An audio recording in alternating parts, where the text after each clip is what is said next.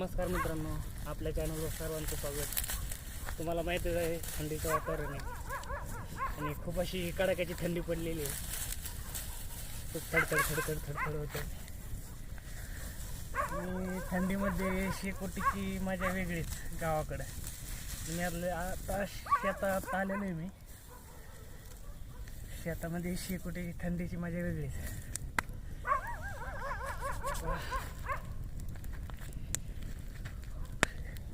पेटलेली शेकोटी आणि खूप टाक काढल्यावानी झाले. हातान ते तुटले, टाक काढले. खूप रात्र झालेले असल्यामुळे माझ्या बॅकग्राऊंडला कुत्रे पण मिळू राहिले, तुम्ही ऐकत असाल.